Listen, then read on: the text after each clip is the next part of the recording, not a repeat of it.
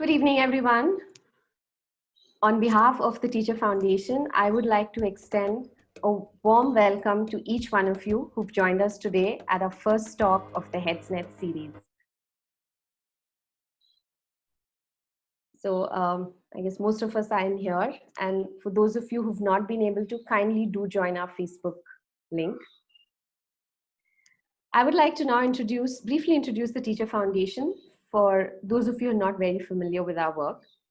Since 2002, the Teacher Foundation has been working tirelessly with teachers, head teachers, and teacher educators with the aim of infusing the school education system in India with fresh energy, enthusiasm, and expertise. We have so far worked with over 84,000 educators from across India and also in a few countries outside. In addition to offering our professional support to schools, we also regularly host school leaders collectives such as this, where we invite the school leaders to come over, discuss and deliberate on contemporary and relevant topics. However, owing to the current pandemic crisis, we are having our first online meet with school leaders today. This evening's webinar focuses on the challenges that schools are facing today because of the COVID crisis, and also to see how does this spell out for each of us as educators.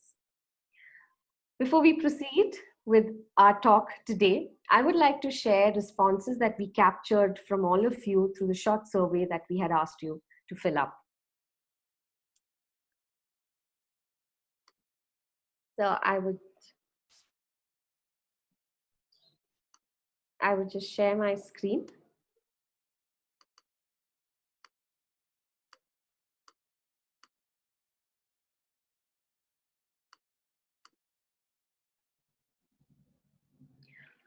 Our first question was, given that the COVID pandemic has for sure changed our lives, will schools have to relook at the way they function?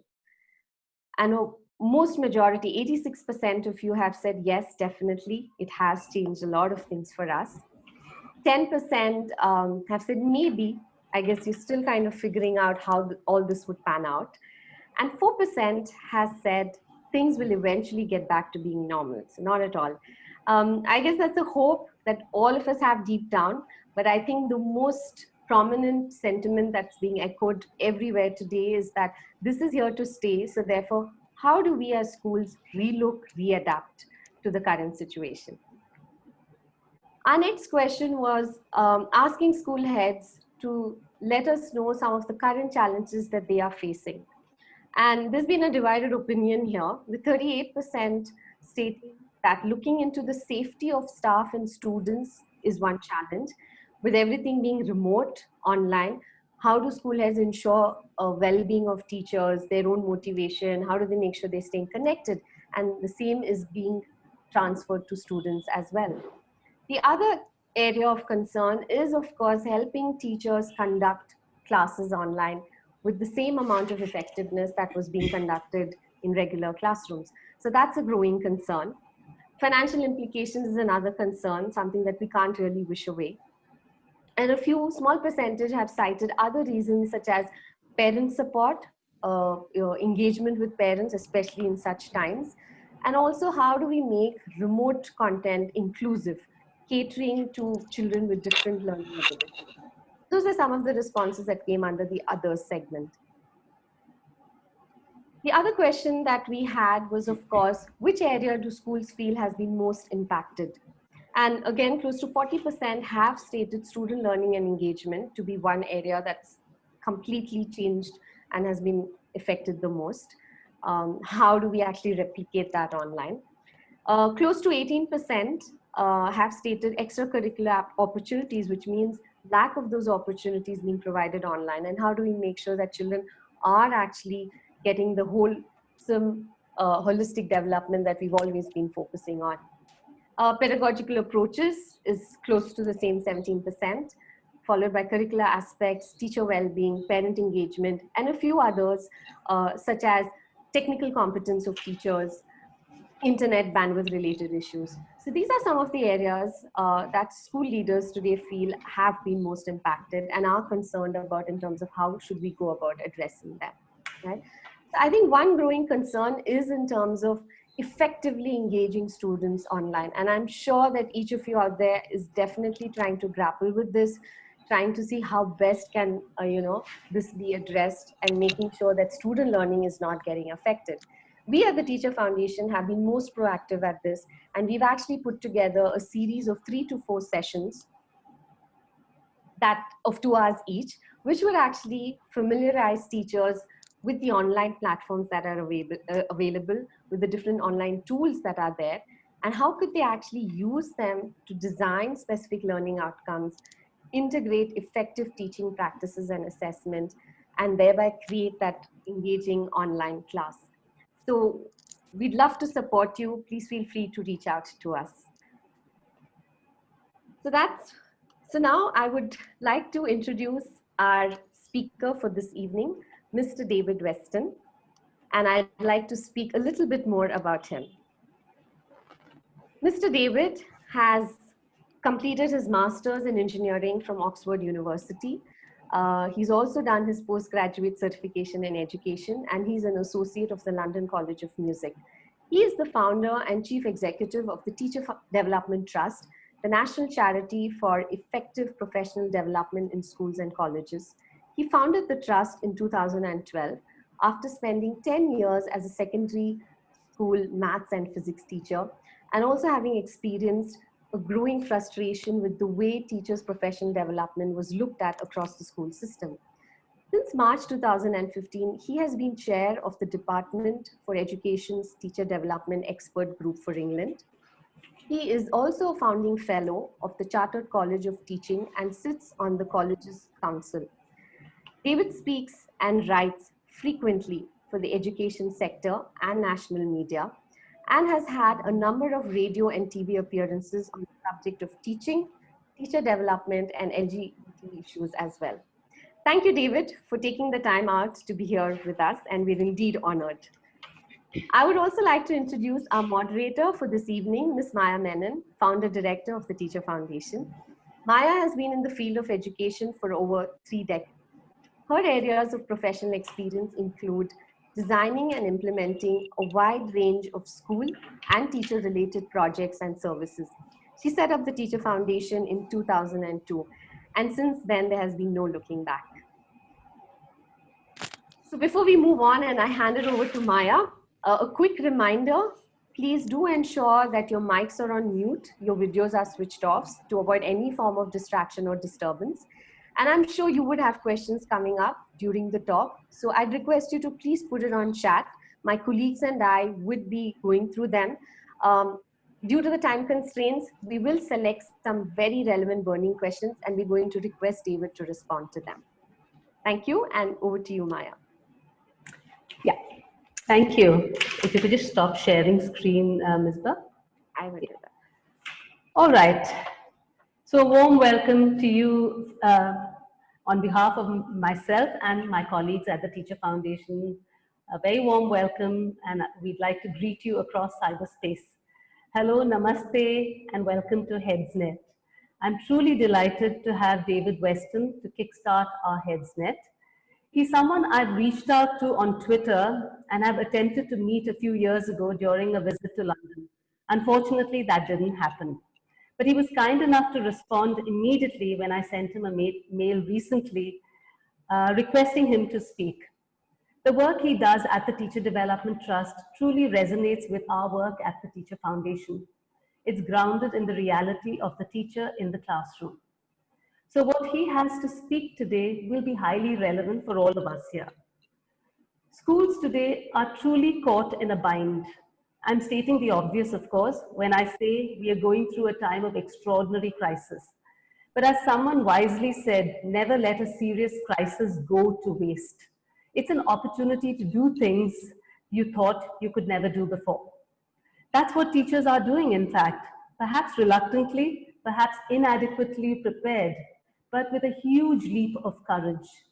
It takes a leap of both imagination and courage to break away from the way things are into the way things should be or will have to be in the future. And in fact, the future is already here. And David is here, well, virtually, to talk about just that. Thank you, David, for being here, and over to you, David. Thank you so much, Maya. It's a real pleasure to be here. I was honoured to be invited, and good morning from London, and good afternoon to you. Good afternoon, good evening to you. May I share my screen now, if that's okay with you? Yes, please. Okay, right. Give me one moment. Let's share these slides. Okay, with luck, you can now see those. Good. So what I'd been asked to do was reflect a little bit on some of the thoughts about how we can lead our schools and teachers most effectively now, but also some of the lessons that that might hold for the future as well. So a little agenda for us to explore. I'm going to start by thinking a little bit around some of the emotional and stress issues that our teaching colleagues may be experiencing, and as school leaders, of course, experiencing as well. I'll then move on to thinking a little bit about some of the learning that's going on now and how we can ensure that that is embedded and not lost. I'll explore a few ideas about how we can get teachers to collaborate with each other in a strange situation where we may have some colleagues in school, some colleagues not in school, and this strange mixture. And then also thinking about new modes of teaching and how we might begin to re-establish the routines of teaching as children begin to come back into our schools. I'll explore a little bit about what change may occur in the longer term, and then go back to some of those fundamental issues about teacher learning that we need to reflect on. So let's begin by thinking about some of the emotional and stress factors. So the first thing is, as teachers begin to move from this online only world back into the classroom, we need to expect they will get some re-entry shock. The strange experience of having been at home or out of school for quite a long time and teaching online, which has been very unsettling in itself, will move to a really big change as people go back into school. We all know every year, even taking time off over one of the longer holiday periods and then coming back into school, we feel a level of anxiety even after that regular occurrence. And so of course this will feel anxious, because also it'll be re-emerging into a world that is rather uncertain, and we will worry about our ability to meet those challenges. There will also be a number of people with anxieties about health. This is a much talked about virus, a much talked about disease, and we'll worry, where is it? I can't see it. Are people around me? Do they carry it? And it may be anxiety for themselves, but it may also be anxiety for their families. Perhaps they have someone at home who is very vulnerable and they're worried about. Perhaps they're worried about what could happen in the future. We could also see an issue where there are some colleagues who are very medically vulnerable, who are not able to come back into school or are not able to engage in support even online. And we may see issues where some colleagues become slightly resentful of other colleagues, thinking, we're carrying the burden because we happen to be well, and you're not carrying this burden. And even though I'm sure people will try and be charitable about it, we will nonetheless, I think, see people under stress feel perhaps some resentment towards colleagues who are not able to join in. There will be anxiety of what's going on at home. As people have spent more time at home, then we could well see people being anxious about leaving that home environment, particularly if they have children at home or they have families at home. And that worry, greater worry than normal, of what's going on about home while you're in school or while you're moving back into school, that's going to be some concern as well. But also these last two aspects about the people's level of confidence and their level of self-efficacy. To what extent do teachers feel they can meet the current challenge, and do they feel they'll be able to meet the challenge going forward? And that will be, for example, will I be able to deal with schools where people are just coming back, reintegrating into a school system? Will I be able to deal with perhaps social distancing? Will I be able to deal with some teaching online and some teaching offline? And so there will be lots of emotional issues.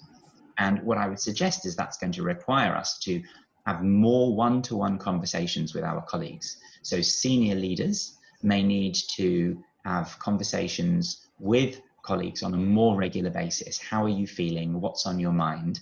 And ensure that people are feeling heard. Because in stressful situations, it's more important than ever that people see that those with authority over them are at least aware of their stresses and concerns. So it's very important that we have those regular conversations. But also using surveys, asking teachers what they think, being careful not to ask too many. No one likes seeing, 10 surveys in their email inbox. But occasionally asking people to, what are you thinking about these things? And then making sure that this is then shared back with staff. We've heard from you that maybe 30% of you are very anxious, 30% of you are not, and the final 40% are feeling very confident. But just so everyone can be aware, there's a real variation. So you'll need to understand that some people may be more confident than you, some people may be less so, some people may be more anxious than you. So I think you may need to help colleagues realize that there is a real variation in the team as they're working online, but also as they're beginning to come back as well. So that can help people realize that perhaps their feelings aren't, and not everybody is feeling the same thing. And giving everybody the opportunity to talk about not only how have you been doing and what have you been doing, but how have you felt about it. So if there is, for example, a team of mathematics teachers coming together and they're reflecting what online learning and teaching have we been doing, asking people to say, and how have you felt about that process? Just ensuring that people feel heard and that emotion and stress is taken into account. We don't need to assume everybody is feeling completely traumatized and vulnerable, but we also shouldn't assume that nobody is feeling that. So as with any good teaching, we do a little bit of assessment, we find out where everybody is, and we differentiate our approach. But we also make sure that we're constantly asking and checking. So that's it. I suppose the final element of this is that as leaders, we have a particular responsibility to show that we are talking about how we felt in the process. We can still show that we are confident and open and we're going to listen to everybody, but also saying, look, I too have had some challenges, there's been some stresses and some worries, so that other people feel that they're able to say it. Because if the leaders don't model a level of vulnerability, if leaders don't say what they're feeling, then often staff can feel it's not a safe space for them to do so. A worry that I've had of my second point is this idea of embedding. And there has been a lot of online professional development available. Of course, some people have moved things online. Some people have very generously started doing all sorts of free resources and talks. And I'm sure this, for many of you, this won't be the first webinar or video that you've watched during this pandemic period. In fact, there's been a lot available. And many teachers have been doing the same. Now, I like to use the analogy that going and listening to a webinar or reading a book is a little bit like going to a supermarket, buying ingredients and bringing them home. But what we do next is the important part. For too many people, all they do is listen to new ideas. They get the ingredients, but they don't do any cooking with them. They don't do the eating. What does that look like? Well, that means not just reading the ideas, not just watching the videos or attending the webinars, but then planning when you're going to use them and then putting them into action, testing them out, trying them, having another go, and so on. And I think we have a particular worry right now of many ingredients being bought, lots of people listening to many ideas while they're in a lockdown situation during the pandemic, and not enough plan of when we're going to cook and eat with those ingredients, how we're going to use them. So I think we need to plan to ask colleagues, what have you learned during the pandemic? What have you read? What have you thought about? What have you listened to? Firstly, it will help people go back through any notes they've made and remember some key points. But we need to activate people's memory of what they've seen first of all. The second thing, how might we identify the impact? So if I've been to a session by a leading thinker, perhaps I've read some of John Hattie's work over the period, and I've been thinking about that, then I want to think, what impact do I want this work to have on my teaching practice and on the pupils and students that I teach? That's going to be really important, that I don't just think, here is an idea, I want to use it. I start by thinking, what impact do I want this to have on my students? So if I'm thinking more about my impact from listening to John Hattie, right, how can I make that work in my classroom? How can I have an impact on my children? And then we need to help our colleagues work out how they will experiment with these ideas in the classroom. Supported experimentation, not just trying any old ideas out, but thinking hard about how they plan these new ideas in, what it will look like in the classroom, and how they'll know if it's made a difference. We need time then after that. Don't just try it once. We need to come back together, review. You read this great idea, you've tried it out in your classroom. How has it worked? Let's reflect together. Let's review what worked well. Do we need to go back to the key principles? Do we need to do some more reading? And then how can we go and deepen that learning as well? So as leaders, we need to plan for our colleagues. We can't just assume that they will take their own learning and apply it and experiment with it. We need to create the right environment, like a good classroom, where people will review their learning, they'll apply it, and they'll think more about it. We do that as teachers for the students, and we need to do it as leaders for our teachers, create spaces for them to review and embed their learning over time. And not just once, but we need to do that again. We need to come back again and say, what other ideas did you hear? Perhaps there's an idea you've tried once already and we can come back to that. So this idea of embedding, I think, is going to be a very important thing for school leaders to be planning to do. My third idea is about how we get teachers to collaborate. And I think we'll be in a situation where some teachers and some staff will be coming back into school and working physically in the space. But not everybody will be there. Some people will be medically vulnerable. It may be because of social distancing, we can't have everybody in the same space at the same time. So we may have some teachers at home, we may have some teachers in the school, and somehow they need to collaborate together. Now that's very challenging. If half of the people in this meeting were in a physical room together and half of the people were online, we have two very different types of meetings going on. And we've got this hybrid meeting in the middle, and somehow we need to make sure nobody feels like a second-class system, as a second-class citizen. How does everybody feel they're participating in this meeting? So one of the things in those meetings is we need to say to colleagues, if there are 5 of you in a classroom together having a conversation and 3 of you at home, then all the 5 in the classroom need to have devices in front of them with their cameras on, so that everybody can see everybody. We need to make sure that if we're sharing resources, then the 5 people in the room don't share a piece of paper with each other and then apologize to the ones online. Everything needs to be available electronically. And if necessary, we use a visualizer so that everybody can see all of the content online. Everything needs to be in a space where the online people can engage in it. We also need to make sure we don't, for example, ask for opinions first in the room and then go to people online. We need to make sure we're mixing up, asking people at different times. And similarly, we use features like breakout rooms in Zoom, or we ask people to set up separate meetings where we have a mixture of people in the room and online, or sometimes we separate them out. But we need to think very hard about blending the two experiences together. So it is a truly hybrid meeting where it doesn't matter if you're attending online or in the room, you're getting a really good quality experience and nobody feels that they're being disadvantaged. Now, of course, that collaboration for teachers, we may also need to think about for children, for students, because some of them will be coming back into school, some of them may not. We're in an interesting situation, I know, in the UK, where as our schools are just planning to reopen, some parents have said, we're simply not sending our children back in yet, we don't feel safe.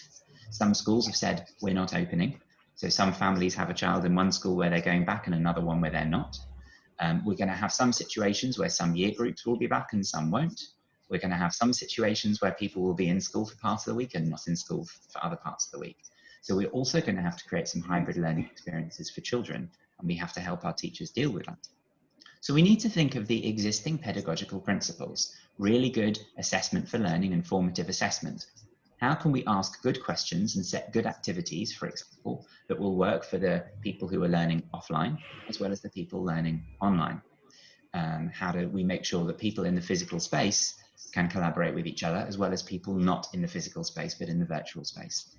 So taking all of these principles of pedagogy that we've been talking to teachers, we've been training them in, how can we have discussions about how can we apply this principle to the children in the room, the students in the room, the students who are only going to be online, and the students who may have to do both. And we'll have to help people plan for lessons where some of the people will be always online, some always in the room, and some will be a mixture of both. And that's a very difficult lesson planning challenge, and we need to give teachers time to reflect on that. We also need to help them think about the routines. Some students will have been out of school for many weeks. We need to think about how will we ask them to come back in, and don't just assume they'll remember how to be a good student in school and do good learning. We may have to reteach the routines in a very positive way. I'd like to see everybody doing this. Let's have a practice at everybody coming into the room safely and carefully with social distancing. Let's have a practice of everybody opening books. Great, I can see everybody is doing that really well. Lots of positive reinforcement of these routines so that the children feel safe and confident and they get quickly back into these routines. What we don't want to do is get teachers starting to shout at children straight away, stressed students coming back into school with stressed teachers being shouted at and told you're not following the rules. We need to make it a positive, reinforcing experience where everybody is articulating what we need to do to get back safely. Longer term, I think the changes we may see could include things like more online teaching and more hybrid teaching. So I think we may see that even if schools completely reopen, even if we have no COVID, no pandemic issues, I think we're going to find everybody has an expectation that there will be more online teaching. Now, of course, we are all very worried now about disadvantage, about access to devices, about access to digital, and that will continue.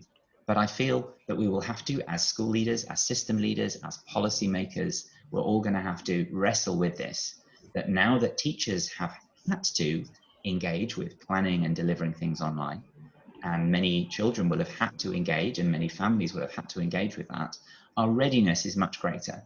So it may well mean that we are both required to, and we may be interested in doing more online teaching and more hybrid teaching. Ultimately, it may be possible for teachers to teach children not only in the room, but not in the room at the same time. It's going to be difficult, but that may be something that could be interesting to look at. I think there's going to be a focus on more proactively engaging with teacher development, which happens online. And I think that comes with pros and cons. As I said before, I'm worried about people saying, great, we no longer have to have teacher meetings and professional learning communities where we plan together. We can just go off and watch videos. People have made videos available online. There are YouTube, there are TED Talks, there are any of these series that are available. And that would be a worry. That would be a step back. We've spent a long time saying good learning for teachers involves teachers discussing together, planning together, trying things out together, thinking of their theory together. And if we simply step back to asking teachers to watch things and listen to things, and we don't give them time to apply their learning, then we will have a problem. However, many teachers have for too long not been engaging with ideas outside their own school, or it's been a long time since they've studied or reflected together. So in those circumstances, it's going to be a great opportunity for people to engage in online professional learning and be encouraged to say, if you're interested in an area of pedagogy, or you are worried about how a child is learning, you're able to go online and find some of these things. Now, I think it's going to be important for organizations like the Teacher Foundation and for many others around the world to curate those effectively. There are going to be some bad quality resources. There will be some bad advice. And also there may be some advice which could be good, but might not work in one particular school. So as leaders and as system leaders and organizational leaders, we need to be recommending, these would be not only helpful for your learning, but they'd also help you to fit into the approach that we're using here. You're welcome to go and look anywhere you like, but we're going to recommend some things so that if you don't really fancy going and Googling and searching for lots and lots of other materials, you just want to see it and take something, then we can provide that for you. And not just providing lists of resources, but with those, some stimulus materials. If you watch this video, you might like to think about this. Here's a teacher in our school or in a nearby school who's tried this. You may want to email them. You may want to get in contact with them. Here's their WhatsApp. You may want to connect with them in some way.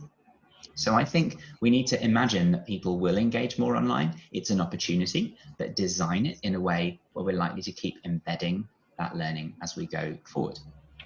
So that challenge to embed the learning means that sometimes our systems in school, even more than ever before, need to focus on finding the time to embed learning, finding the time for teachers to come together to discuss their practice, plan together, think together, talk about teaching and pedagogy. And sometimes we may be less in control as school leaders than we were before. In previous times, it could well be that we pretty much controlled what the teachers were hearing about and when they had a conversation about it. But now we're going to find more and more teachers are going off and finding things. And sometimes we need to be ready for them to learn things that we didn't know. And we need to be ready for them to bring in ideas that may be new, and sometimes find space for their ideas and not only our own as school leaders. That would also be true for groups of schools working together, for systems, for districts, for different areas working together. It's going to be important that there is not only a central training offer, but space for teachers to go and find some of their own information and work that into their own learning. Again, this is very much the same process we talk about with children, with students. We say, here's the learning, we're going to sequence it very carefully for you in our curriculum, but sometimes you may bring some learning to us, and sometimes we may want to engage with what you've brought and not only tell you that it's only what we're telling you that's important. So I think those are a few key principles for the long term. What I thought I would probably do is then I'd like to go back and revisit some of the core principles about what we can do in schools to make them the sorts of places where teachers learn. Maya, I did want to ask, do you want me to pause for some questions now, or shall I leave the questions until the end? We can leave the questions to the end. Fine, okay. Yeah. But do please feel free to keep sending them through. I'd be really Yeah, happy they will be try and sending it answer on some of chat. those. Yeah, they Good, will be. good. Yeah. So I'm going to refer to a really fantastic study. It was carried out in the United States, and it looked over a period of several years at a large group of teachers in North Carolina. And what the researchers were able to do was ask those teachers questions about what it was like to work in a particular set in that school, in their school. But they were also able to track each teacher's results with their students over time. So what I want you to imagine now is that they've taken all of the schools in that study and they've assigned them a score from the worst, which was the one where the teachers were the most negative about the professional environment. They were really not happy about the working conditions there, all the way through to the very best school, right at the other end, where the teachers were the most positive on average about that working condition. So let's start with a, I've done this the wrong way around. We're going to start with a graph where we then look at a school which was right near this end of the spectrum. It was sort of only about 25% of the way along. Let me just fast forward through this one quickly and I'll come back to those quotes in a second. So this first line shows what teachers who were in a much more negative environment, how their impact on student attainment, student scores, student learning changed over time. So we see this. So this graph, this particular line on this graph shows us that in a school where teachers were reporting many negative things about that working environment, then those teachers' scores would increase after 1 year, increase further after 2 years, increase further after 3 years. But after 3 years working in that school, pretty much there was a plateau. There was no more improvement. Now that's very concerning because this was an environment where teachers were not happy, but also the impact of that appears to be that for those teachers, then yes, they got better for the first 2 or 3 years, but then they stopped getting better. And as school leaders, we don't want any teacher stopping getting better. We need them to keep getting better for the students. So let's compare that now to a school which had a much more positive rating from the teachers. And we see that in these schools, then yes, teachers were getting better quite rapidly after 1 year, 2 years, 3 years. But importantly, even though it slowed down, they kept on getting better and better and better. And on average, teachers in this higher quality environment were getting better scores each year than they'd got the previous year for their students. And by 10 years in this school, in the high quality environment school, than compared to the low quality environment school, teachers were making 40% more progress in test scores every year. And that's a huge difference. Now, obviously, we need to then reflect what is the difference between the two environments. If we dig into it, what actually as a leader would you see would be different in a school on this green line at the top versus this gray line at the bottom. So I will dig into that, and then I'll go back to my 2 quotes about which I put in the wrong order. So the first thing, in the higher quality environment, teachers say they have more opportunities to collaborate. So in schools where teachers are more likely to get better, teachers will tell you, I have more opportunities. Oh, we have someone annotating the screen. Oops. Oh gosh, sorry. I don't know who's doing this. I'm just going That's to clear okay. that. I'm sorry. That's okay. I think I can just quickly stop and start my share again, and that will solve that problem. No, it's gone. I've cleared You've got it? Okay, that's great. I've cleared it. I never know how to stop that as well. So yes, in the higher quality environment, people will have more opportunities for collaboration. Now that's very important that we as leaders think of all of the times that teachers are together in the room and what is the quality of conversation that they're having. We need them to have opportunities to have conversation about pedagogy, how children are learning. So we need to think about all of the times where we bring all of the teachers together, or all of the times where they meet together with teachers from similar subject areas or similar age groups. And we need to think about how we use those meeting times to make them feel like teachers, to make them feel to the teachers like they're helpful. I think one of the biggest mistakes we can make as leaders is get all the teachers together and start telling them things, reading off lists. I need you to know this, this, this, and this. No one likes being in those meetings anyway. So we need to find them as opportunities for teachers to talk to each other about their practice and reflect. But also we need to think about how we use structures like coaching. Are we getting leaders to coach teachers? Are we getting teachers to coach each other? Leadership coaching, pedagogical or teacher coaching, but also how are we getting teachers the opportunity to research their own practice, to do inquiry, to read research. So all of these structured opportunities for teachers to collaborate are very important and are one of the factors that make the difference between teachers that are improving all the time and teachers that are not. The second factor is the school leadership.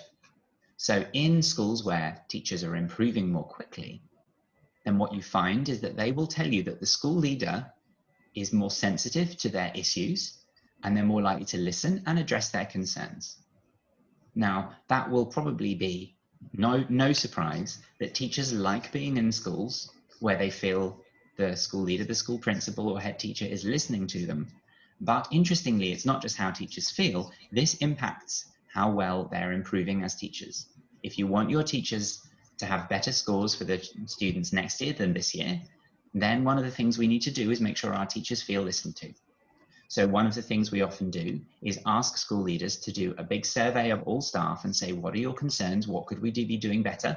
Make it anonymous if you think there may be trust issues, but then display all of the results to everybody and say, 40% of you said we need to do better on making our meetings better, or we need to do better on helping the children do homework, or we need to do better on reducing the amount of bureaucratic tasks we're asked. And we've heard that, and this is what we're going to do. And when teachers see that they're being listened to and someone's addressing their needs, that means their teaching is more likely to be getting better year after year. They feel trusted, they feel more likely to take risks. So communication training, ensuring that your colleagues are trained in raising difficult questions or concerns, but also that leaders are trained in listening to them. As a leader, we can often say to people, I wish people would come to me with concerns, but we need to be trained ourselves in listening to them and not responding defensively. If I say to you, I'm too busy now, or you shouldn't say that, or I start defending myself straight away, you may learn not to come to me. So I need to train leaders how to listen to concerns and teachers how to raise them so that everybody feels listened to. The third issue is about behavior. So how are we ensuring that there's not too much disruption going on in classrooms? That often means making sure that all of the time that children and students are in the classrooms, that there's not too much disorder, that people have behaved very well, that there are not people who are going to be shouting out where they shouldn't be, that people are following these behavioral routines. Now that's very important because if as a teacher, I think my next classroom is difficult to control, there's some bad behavior, or there may be children shouting, and I feel stressed about that, then I won't be learning in that classroom. I'll only be responding to what's going on. So we know that for teachers to improve, they need to feel very confident in each classroom, that they're going to have very good behavior levels, that there's a good environment in which they can try out their new teaching ideas without worrying that there's going to be disorder or disruption in any way. The fourth idea is professional development. Of course, in schools where teachers are getting better quicker, they're more likely to have some They're more likely to have professional development and training opportunities which feel relevant to them. So it's important that they say they can see that they're getting information from school leaders, but that they can understand why that's going to be useful to their practice. Sometimes that means school leaders need to not just put on a training event or send someone to a training event. They need to help explain why it's relevant, but also they need to have conversations with teachers so that everybody understands how they can explore the relevance to what they're doing. So sometimes we need to have a look at how the schools are timetabled, how teachers are timetabled. Are we making sure there's time in every week, every few weeks to meet together? We need to make sure that we have a needs analysis approach where we're listening to our teachers and saying, what training do you think you need in order to solve some more of the problems in your classroom in order to be better at teaching certain subjects and topics? So listening to teachers of what they need, providing the time, and then making sure that people see the relevance is another difference between schools where teachers improve and schools where teachers don't improve. The fifth of six is the culture. And in a school where teachers are improving, then you find that teachers trust each other much more. So if you ask teachers, would you be happy to say, I'm struggling with this particular class, or I'm having difficulty teaching this particular subject or topic? If you're in that school, teachers are more likely to be learning from each other and with each other. So there needs to be a lot of respect, a lot of openness, a lot of trust, and everybody needs to feel that they're coming together to work hard for the students. And what can undermine this is the sense that there's one or two colleagues who really are just coming in for the pay, or they're just coming in because for their own reasons and not really as a team effort to help us all together. So it's really important we get the culture right, where it's a shared team effort to everybody help together with all the leaders and all the teachers and everyone else who works in school. And the final element is appraisal. How are teachers being observed or evaluated? And do they feel that the way they're being evaluated is meaningful? Is it objective? Are they getting feedback from that? Now, in some places, we find that,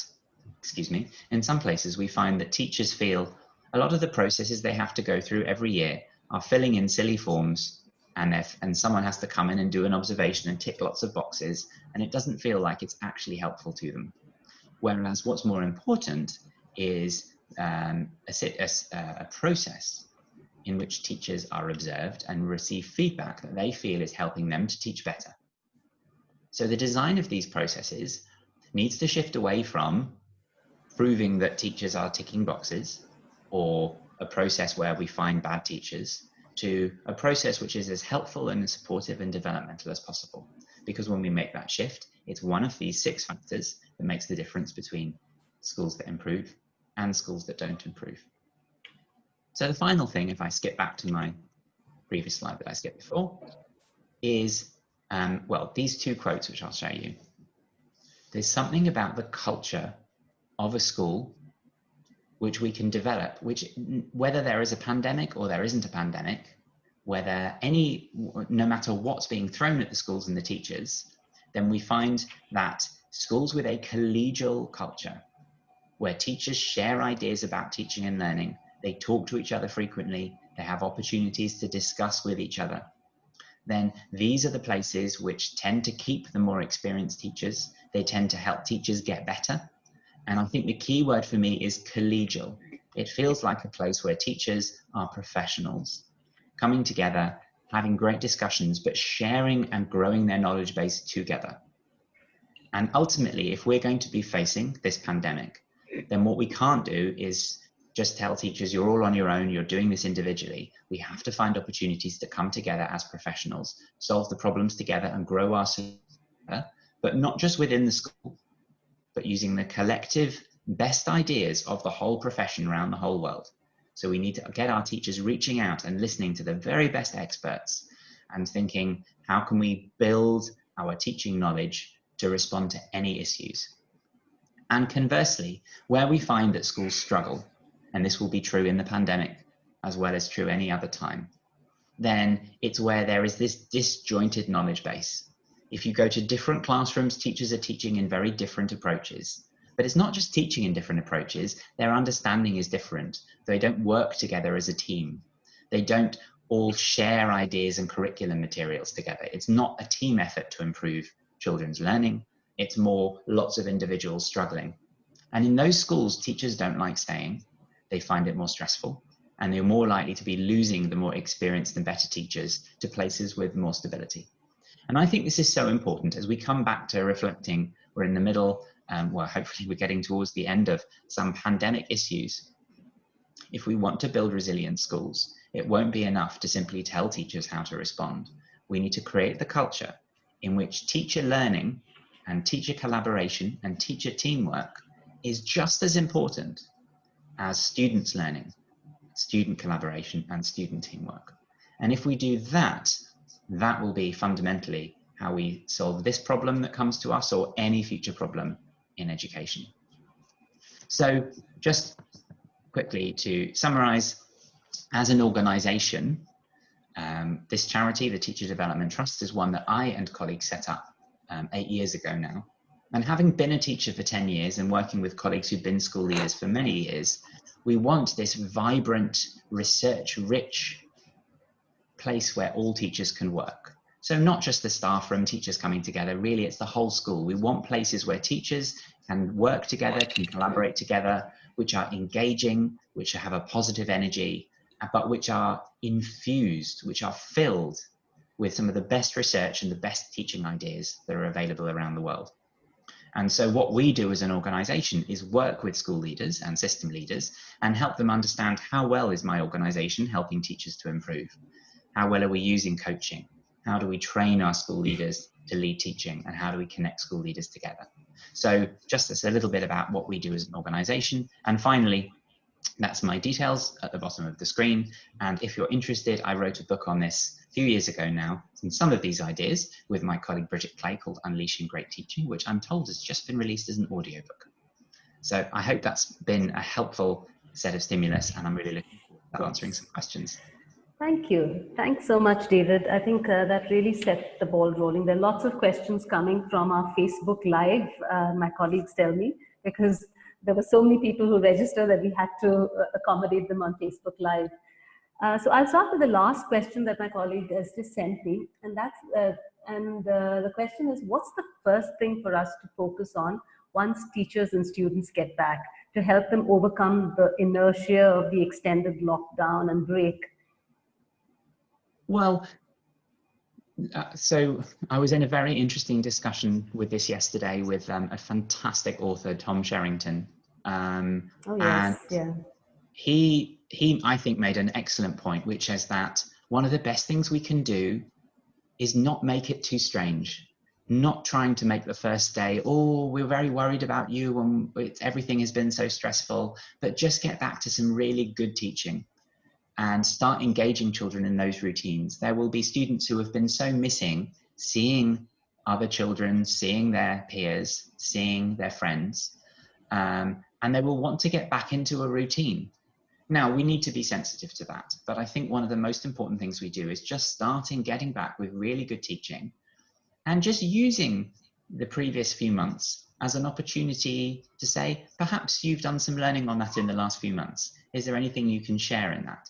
We need to have some flexibility and some opportunities to share, but let's just get back into getting children back into a good, comfortable learning routine and getting some great teaching going on, because ultimately everyone will go, oh, I can be successful at this, and actually we can be good at this, and it's really nice to be back. So I think one of the most important things to do is just plan for some really good lessons and just get people back into the routine. However, I would also say, going back to this idea of assessment for learning, we don't know how much learning has been going on. Some children will have been learning a lot at home. Some children will have been learning very little. Some people will be very worried about that. But I think in any good teaching, you don't assume that people have learned things once. You always come and revisit it. So I think we need to plan to revisit and potentially reteach a lot of the material, but just as the same way as a good teacher would do. A good teacher will say, some of the children will know something about this already. I might ask them to share about it, but I'll also reteach. And then when I give them some tasks, I may have some different options of some which are a bit harder and some which are easier. And maybe I can give them some choice to differentiate so that if they have studied this a lot at home, well, maybe they can choose some of the harder ones. And otherwise, I can then work a bit more individually with the ones who've not had the ability to work at home because of technology issues or sickness or so on. So I think we do need to do that. And my final point would be, I think whether it's a survey or a quiet conversation with each child, we need to just check, have any of these children gone through a very traumatic experience? There might be some who've had a very difficult time at home. For whatever reason, maybe it's a difficult home environment, or there are bad relationships, or there's been lots of shouting or other issues. And so while we don't want to make a big fuss and we don't want to ask every child to put their hand up and say, I'm going to tell you I've had trauma at home, we do need to just check which of the children maybe were a little more traumatized, had some issues, and then quietly make some of the adults aware that maybe we need to be a little bit more careful with this child. So don't assume for everybody, but don't assume it's nobody. So I think just a little bit of assessment, quietly done, will just help us understand who may be more fragile. Yeah. Okay, I think that's very well put. Thank you. There is another question about what if children and teachers get used to the online classes and find it difficult to get back to the live classes when situation turns good in the future? What are the remedies to alleviate the post-pandemic inertia or inactivism, so to speak? Well, I mean, I don't know that there's any guaranteed answers here because we've never had a post-pandemic situation before. But yeah, we have had children who've been off school for a long time. And we have had, I mean, I think there were experiences, for example, of schools being closed for a few weeks because of natural disasters or because of various problems. And actually, I think ultimately we worry that children won't reintegrate, but children very quickly get back into routines, especially ones they've learned before, especially once they feel secure and comfortable. So actually, I wouldn't worry too much that they may be used to doing it online, but actually they'll quite rapidly get used to being in the classroom. But at the same time, if they said you're used to doing online, well, there's nothing stopping you doing some online learning when you're at home. And it may be that as teams of teachers, we begin to say, here's some optional things you could do at home if you like doing some of the online learning. But I don't think we can offer and say, if you don't want to be in my classroom, feel free to go and do online learning. I think, we need to get everybody back into those routines. Exactly. But I don't think we need to worry too much. Let's just get back to good, engaging classrooms, good, engaging teaching. And I think everybody will feel more comfortable for it. Yeah, very good. Here's another question. What I think you've already answered it, but I'm asking it all the same, but in case you want to say something more. What should teachers do to make students comfortable? And what should school heads do to make teachers comfortable when they get back into regular school? So, yes, I think it's revisiting some of these ideas. Yes. Starting with what head teachers can do for teachers. Again, listening, helping them listen to each other. I think in particular, again, quietly ask teachers how confident or not that they're feeling, just making sure there's more opportunities to check in, welcoming everybody back and acknowledging that we're all feeling a little, I don't know what this is going to be like. We're all in it together, but we'll face it because we're educators and we're great at educating children and we'll find a way. So I think showing that confidence, a little bit of vulnerability, and then I think it'll be the same. I think getting the children together, getting all the students together and reminding them that, yes, okay, we acknowledge it's been very strange, but let's get back to really good learning because your future will depend on this really great learning now. So acknowledge, quietly check, but otherwise start getting back into routines. Yeah. Thank you. Here's another question. How can we've got lots of questions, but I'm going to just choose some. How can we get students to make the most of online teaching, especially paying attention? That's one question. And then there's another question from, I think, a head of a school who says, what are some of the specific elements that should be kept in mind while working in teams? So sorry, so the first question was, how do we use the best elements? How to get them to pay attention during online teaching? Online, yes. I think that is very difficult. Now, of course, when you look at the research on online learning, it's not necessarily better to have everybody on like this on a Zoom call than it is to have some opportunities where people are doing more asynchronous learning. So they are maybe just, they're given lists of things to go and look at and do. Exactly. So I think, first of all, we don't need to assume that everybody has to be on these calls all of the time, on these Zoom meetings. If you haven't seen, there's some very good research from the Education Endowment Foundation, and they did a review of all the research on how to do good online learning. Which foundation? The Education Endowment Foundation. Ah, okay. EEF. Yeah, the UK organization. Yes, I know. Yeah. And it was a really good review. But I think, firstly, yeah, we shouldn't worry too much about always teaching in the same mode, because actually a blend is much better. Because if I'm just sat here the whole time, apart from anything else, it's very stressful. I'm watching, exactly. And it's difficult. I think the second thing is use interactive features when you can. We can make little online surveys. You can use a Google form, for example. You can do a Google form for free. You can share that with people, and then you can show them the results by sharing your screen. That's a piece of easy interactivity. If you're using Zoom, you could use breakout rooms. You can ask students to go into small groups and then come back together again. But also be very careful, because online there are more distractions. I'm sure there will be people who have minimized this window and have been listening and doing other things in the meantime. And of course, we won't necessarily know. We won't necessarily we'll know. So you'll never know.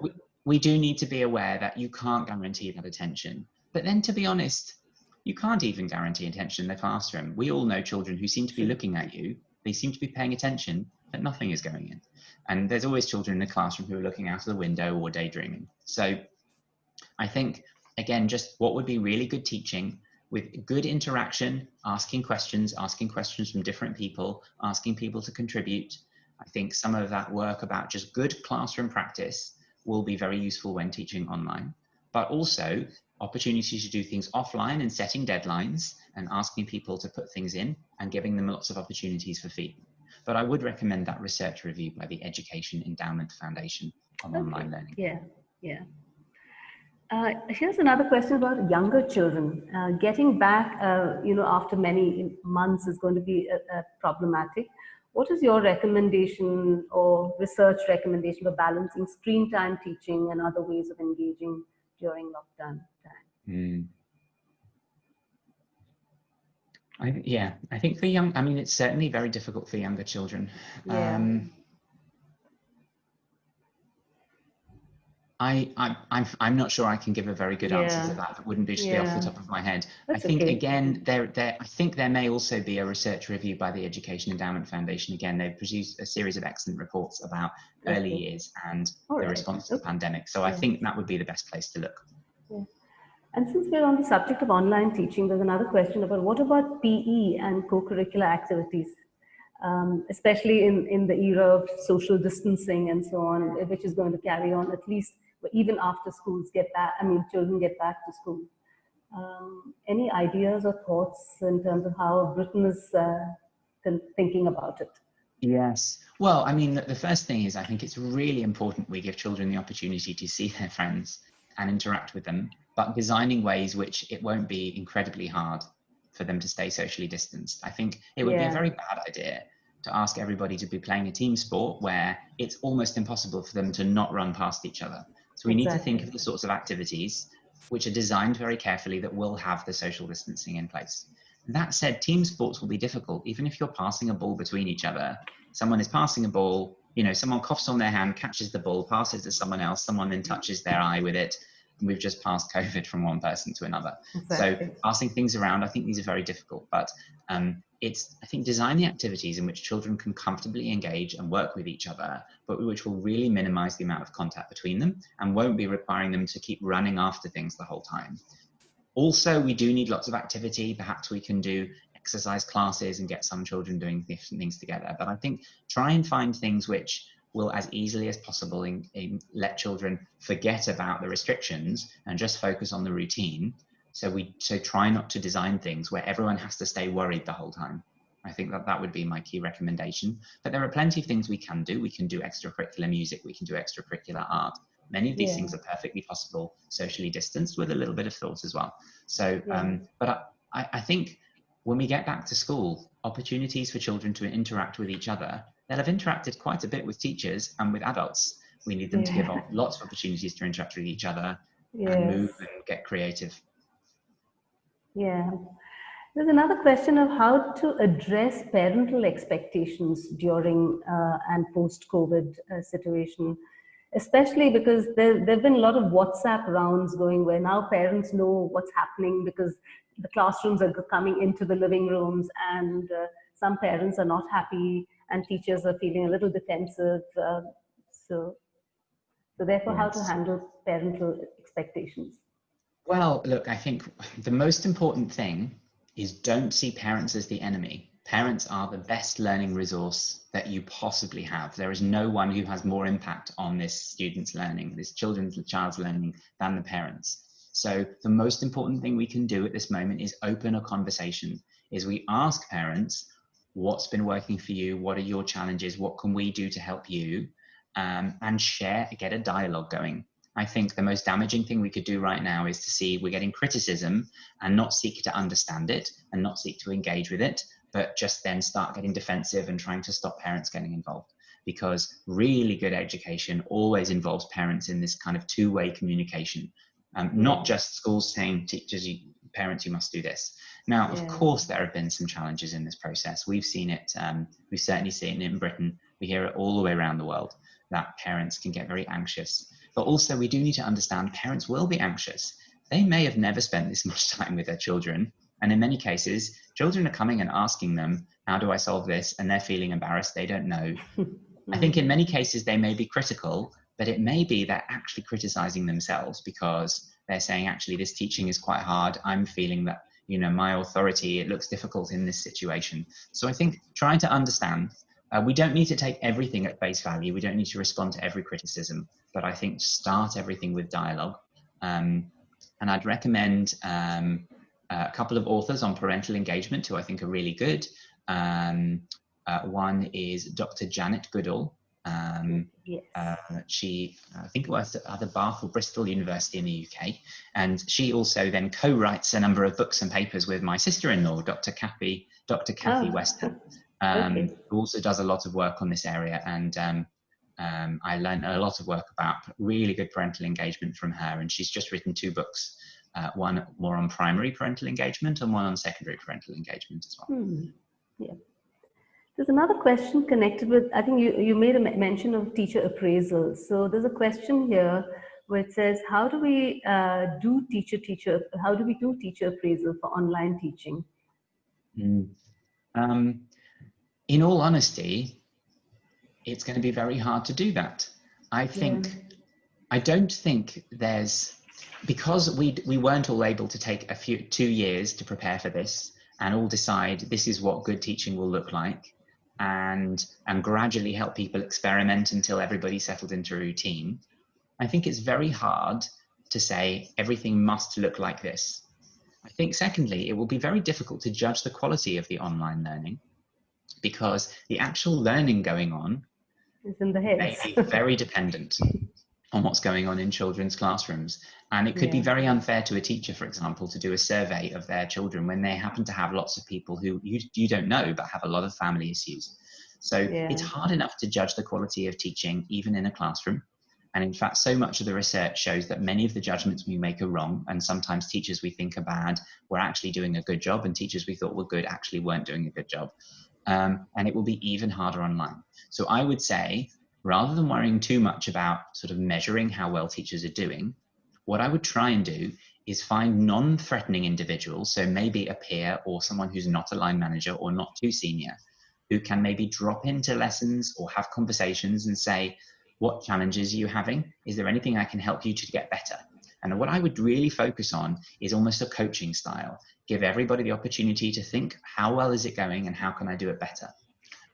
In the process, you may pick up that maybe there's one teacher who is really not doing anything at all, but you can then have a quiet conversation about that. But I think you'll hear about it from parents, from teachers, if there's a really big problem. So I wouldn't try and focus on measuring or tick boxing and checking. I'd focus on how can we give everyone feedback which will help them get better at what they're doing and feel more supported. Because right now, teachers are feeling so stressed. Students are feeling stressed, the parents are feeling stressed. If we add on to that, I'm coming in and I'm checking that you're doing these things, I think it won't help any of the teaching get better. Absolutely. I completely agree. Another question, I think this should be the last question because we're sort of running out of time. How do we conduct language games, warmers, energizers? That seems to be a question that's come up. Presumably that's for teaching online. Yes, for teaching and learning, language games, warmers, energizers, Yes. etc. I think that's a difficult one. Some of that interactivity is very difficult. I would say that I think there's lots of useful interactive quizzes and tools. And I think, for example, a great thing we could do at the beginning would be a really quick quiz. I think we need to be very careful that children understand no one is taking the results of this down. It doesn't judge you. And be very careful as soon as children think, oh, this game is actually a test and I need to perform well. A very low stakes, a low risk quiz, where it's like, right, 10 quick questions, and then let's find one you didn't do well and talk to someone else and improve it, or send a message of how you could get better. Little interactive games like that could be helpful. But also, of course, with things like language, we can still do lots of call and response if we're doing online, or we can send people off to, between this lesson and next lesson, I want you to learn this little song or this little poem, and then we're going to ask different people to try and sing it, things like that. So I think there may be some ways around it. But if there's no question, it's much more difficult. You can't sort of do quick interaction in the classroom in just the same way. But seeking interaction, I think, is great. Yeah. I think we've run. There are some questions connected with how to handle Indian schools in rural areas, which I think I don't want to inflict that on you. I don't think it's fair, especially because they don't have access to online classes. So I'm not going to ask you that question. But thank you so much, David, for generously spending time answering the questions that our participants and colleagues have asked. I just want to say, I think whatever you said resonates so well with what we want to do at Teacher Foundation. And thank you for that, because I do know learning is not about technology. We're using technology to meet with you, to have a meeting with you and talk to you and so on. But it's an alchemy of people, processes, and of course, good pedagogy. So thank you. And I want to hand over to Misbah, my colleague, to say the closing words. Thank you so much, David, and we hope we can stay in touch. Yes, I would very much look forward to that. Thank you so much for the opportunity. It's been a pleasure. Take care. Over to you, Misbah. Sure, Maya. Thank you, everyone. Thank you so much for being here with us today. And I am sure each of you are going back with some very useful strategies and takeaways from our talk here with David. Thanks so much, David. And we'd love to hear your feedback on this. So there's a link that we're going to share with you. It's going to be here on chat, as well as we'll mail it to you. Please spend a few minutes to fill up that link and let us know how you found our session. And we're also sharing you a short video that talks about the online support that we've been giving teachers of late. So we'd like you to look at it. Stay connected with us, because we would be coming back with more such webinars over the course of the year. And take care and stay safe. Yeah. All right. Take care, everybody. Bye, David. Yeah.